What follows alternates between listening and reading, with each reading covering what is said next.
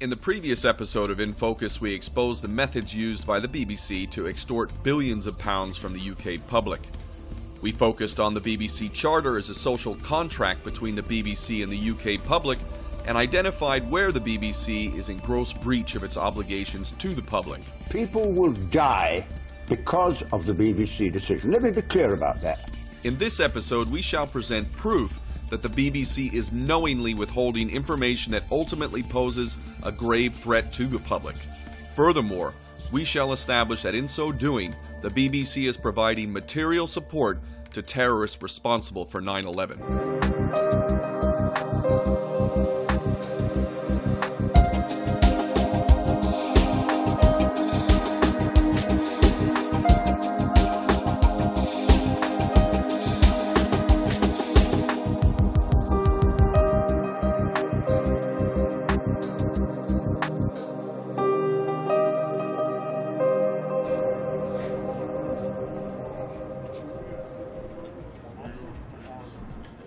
There are many deeply disturbing truths that humanity must recognize if we're to be serious about addressing the grave dangers we face.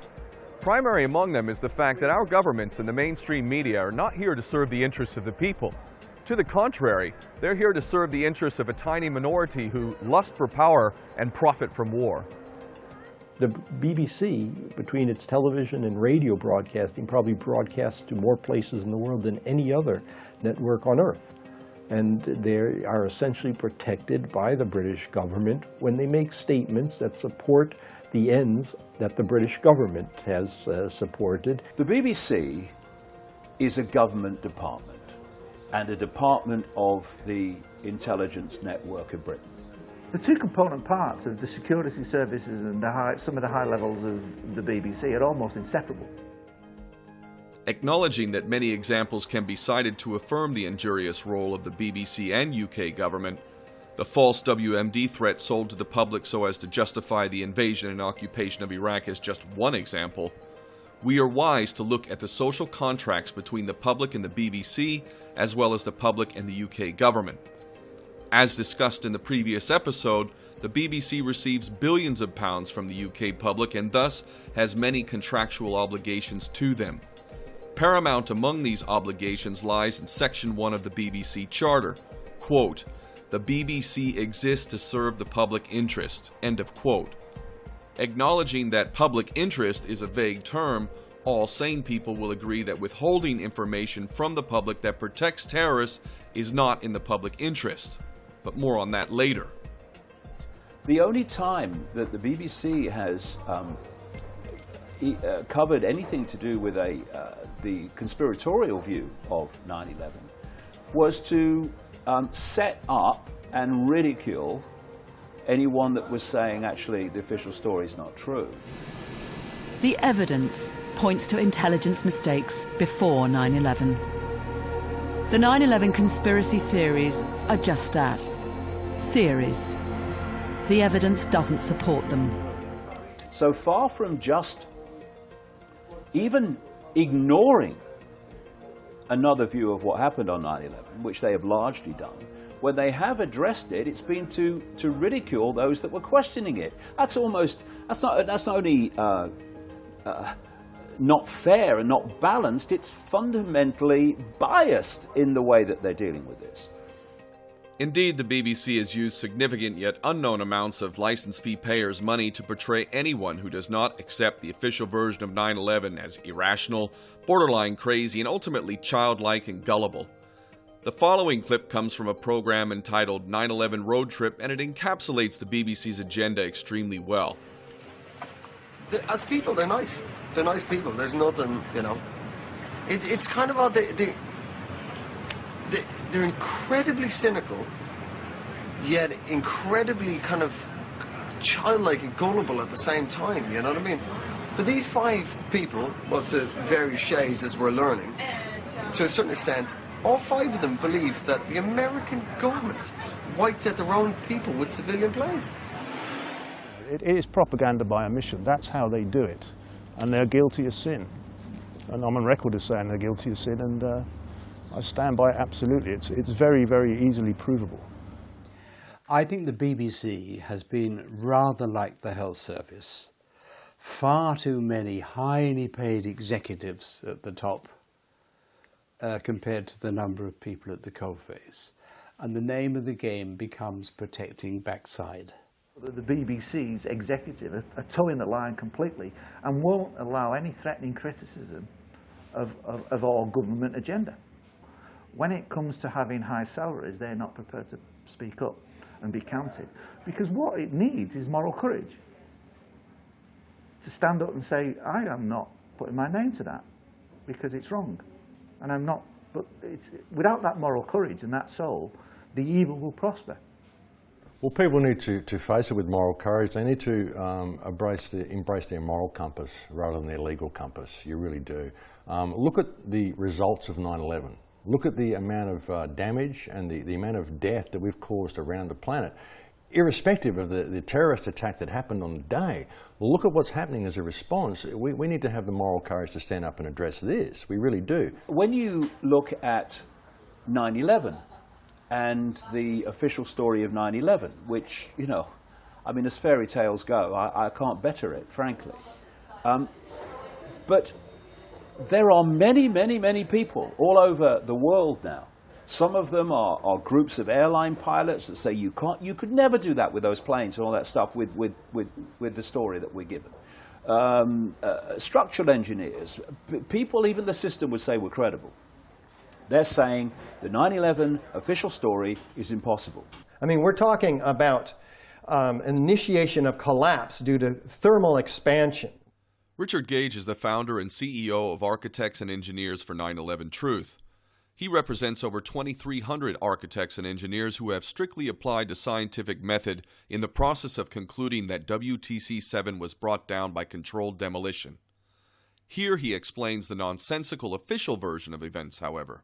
What they say is that these beams, long span beams, 50-foot long beams, pushed a girder off of its seat on column 79, causing the internal failure for 9 floors. And then this column 79 finally buckles, allowing the internal collapse all the way up to the top and then laterally. All that happens in 15 seconds, by the way, at a rate of failure of 400 structural steel connections per second. It's ludicrous to suggest that fire could cause that. Well, then the building comes down in 7 seconds at free fall acceleration.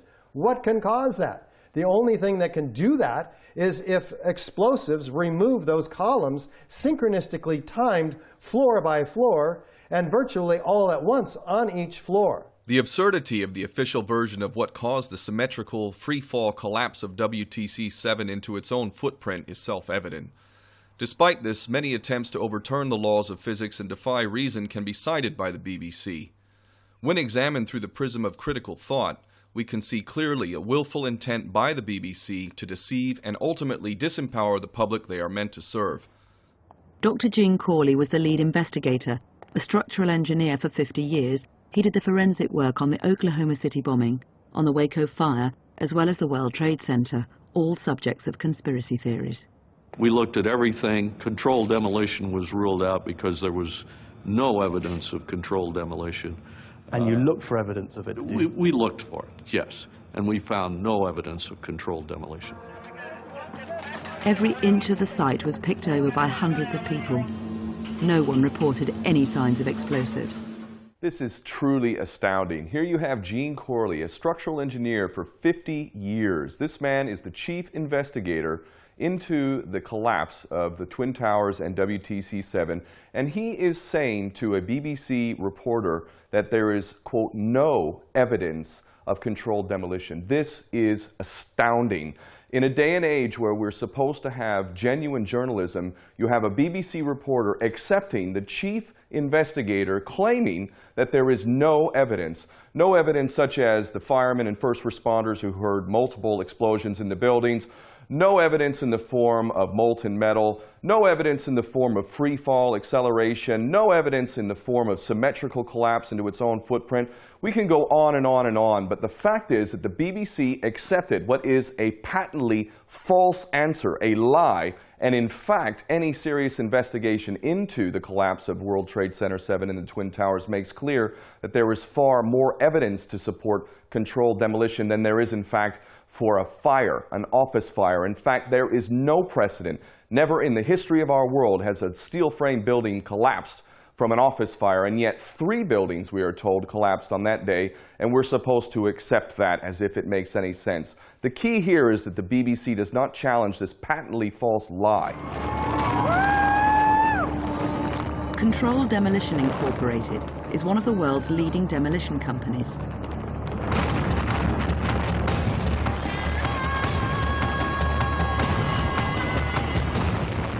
Mark Loiseau has been in this family business all his life. He knows what it takes to bring a building down.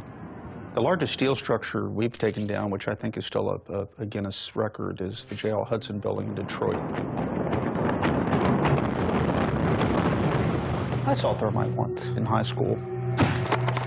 It was very impressive, but I've never seen anyone use a material which melts steel for demolition purposes.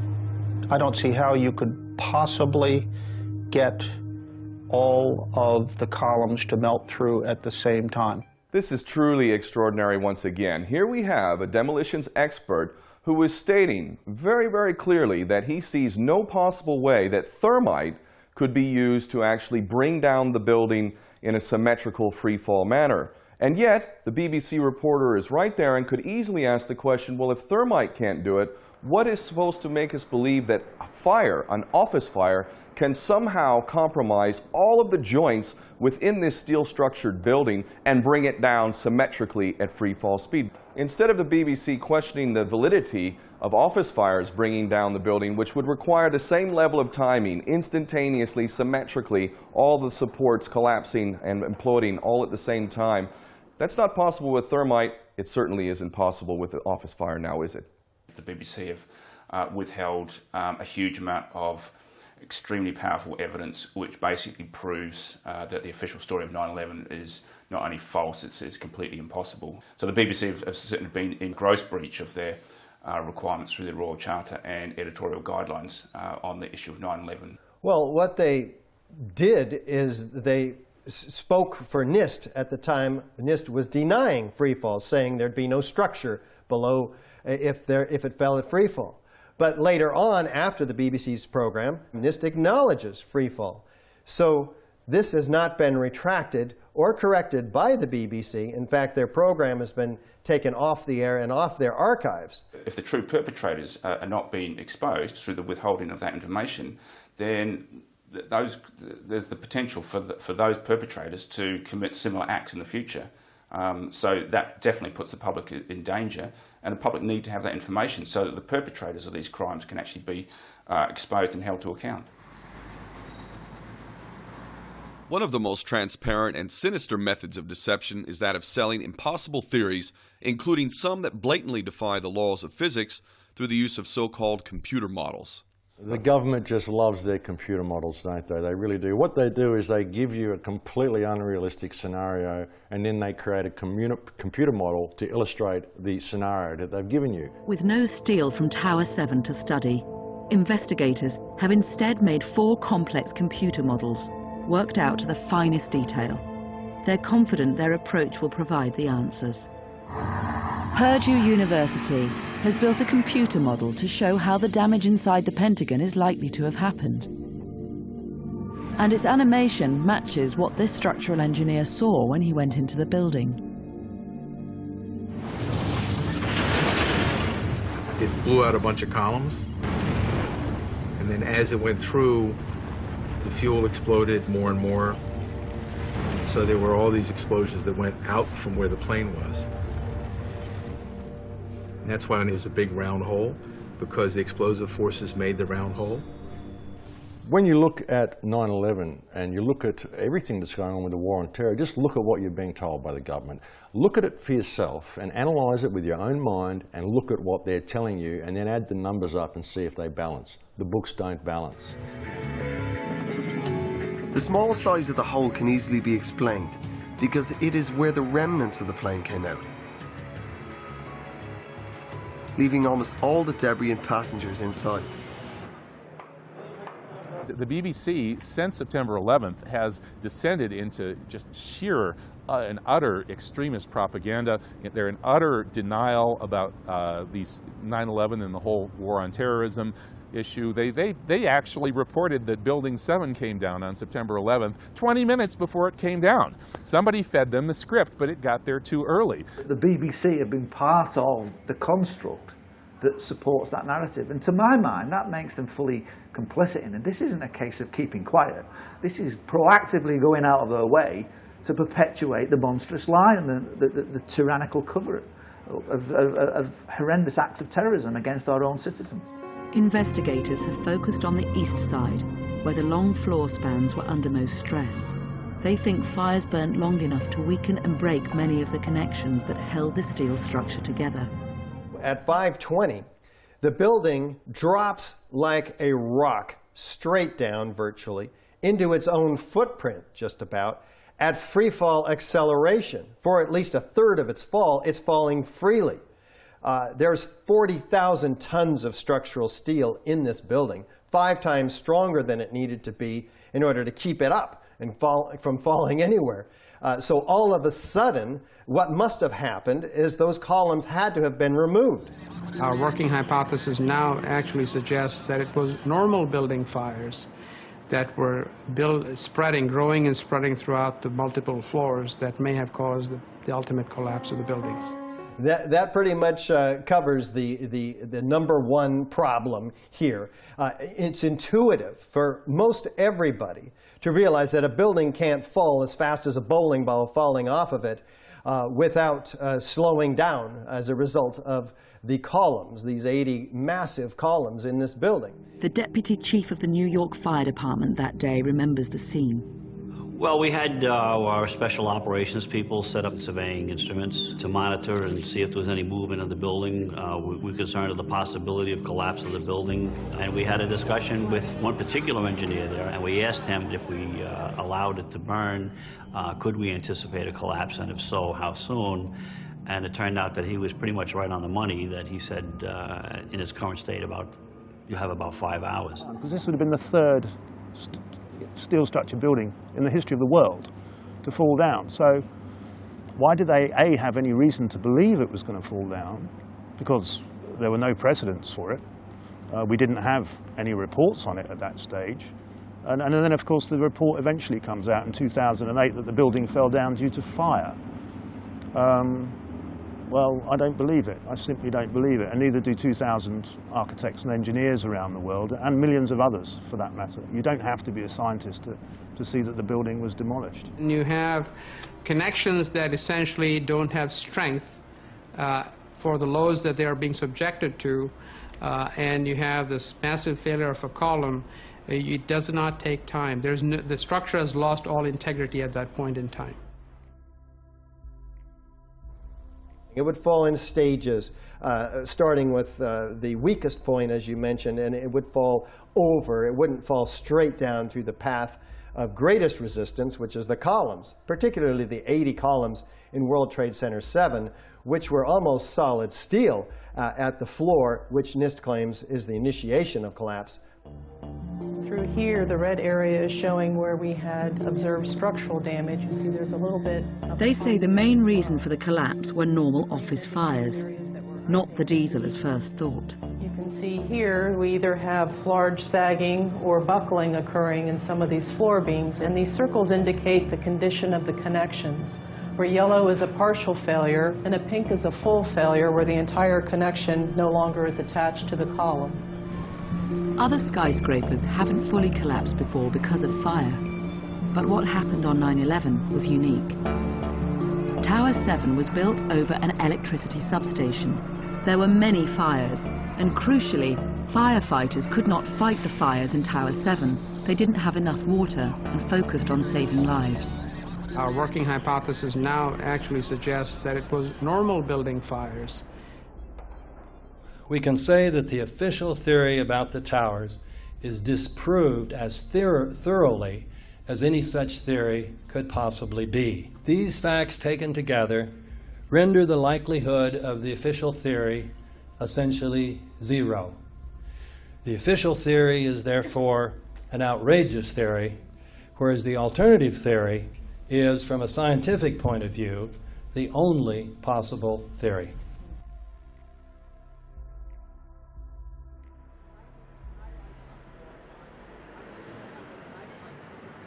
The 21st century has thus far been dominated by never-ending policies of war, just like the 20th century. All of this is largely justified by the events of 9/11. Truth be told, however, the gulf between the reality of 9/11 and what we're being told could hardly be any larger. The real issue here is actually one of cognitive dissonance. So what is cognitive dissonance? Well, cognitive dissonance is people's inability to see that which is right before their eyes because of the effect it will have on their reality. Basically, you're looking at information which is causing you to completely rethink your entire belief system, what your life has been about up to this point, and this is hugely confrontational to people, and they just don't want to go there. I've had people tell me that even if the official story is true, I don't want to know because I'm safe here, it works for me when I'm in this little bubble, I don't want to know about what's going on outside. And the implications of what things like 9/11 mean, the implications of the government actually doing that themselves and then going and murdering millions of people around the planet as a response is just far too much for people to bear, and so they just go into complete denial. As much as I'd like to reach every viewer of this program, the fact of the matter is that only those who can think for themselves, who do not suffer from cognitive dissonance, will be able to retain the information presented. Well, there's a piece of legislation in the UK, the Terrorism Act 2000. Tony Rook refused to pay the BBC license fee, and in a landmark case, he argued that paying the BBC to produce 9/11 propaganda was tantamount to funding the purposes of terrorism. And Section 15, Article 3 is very clear, and it prescribes if you have reasonable cause to believe you could be funding the purposes of terrorism or just directly towards terrorism, then obviously you don't pay.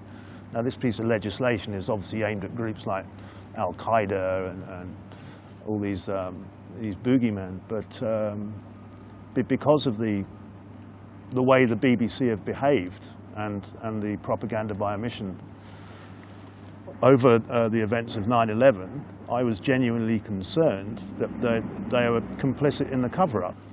And since the court case, I've become even more convinced of that, and the way that they responded or didn't respond to the correspondence that I sent them over the court case and asking them if they wanted to defend themselves. So yeah, I do have reasonable cause under law not to pay them. Very reasonable cause. You know, when you're chopping out, New York policemen saying move away from the building, it's about to blow up. Why are you chopping it out? We have now a big problem. The international law is clear. Propaganda of war is the highest crime, because without this crime, all the other crimes, including ethnic cleansing, genocide, all of these crimes are impossible to do. War propaganda is prohibited under international law, actually as part of the prohibition of aggression or the use of force in violation of international law. So the BBC is a nest of war criminals and Orwellian propagandists, and the people behind its 9/11 propaganda need to be tried, sentenced, and hanged for treason and crimes against humanity. There should be criminal charges brought against the BBC for its failure to report the truth on 9/11, because the official story is so absurd that it defies all logical analysis. And one of the things that I have argued very often is that if we really want to have respect for the law, it's not the weakest that we have to prosecute, it's the most powerful we have to prosecute, because those are the ones that set the example. Believe me, our governments are not going to solve any of the problems unless they are pushed to do so by informed public opinion.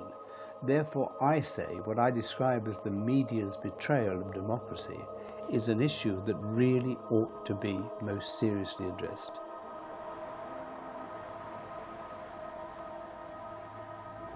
Let us be frank about the BBC.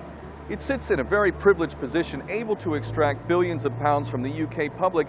Effectively, it's entered into a social contract under the BBC Charter. The seminal point of the BBC Charter is, in fact, its obligation to protect the public interest, to remain impartial. The BBC is in gross breach of its obligations to the UK public and, in fact, the global public. But with regard to 9/11, the BBC is flat out protecting the terrorists who are responsible for taking down Building 7. The BBC is withholding critical information which is vital to the public interest. In so doing, it is in fact a threat to the UK public and in violation of the Terrorism Act of 2000, Article 15, Section 3. It really makes you wonder, are we seriously supposed to pay the BBC to lie to us and produce propaganda in the 21st century?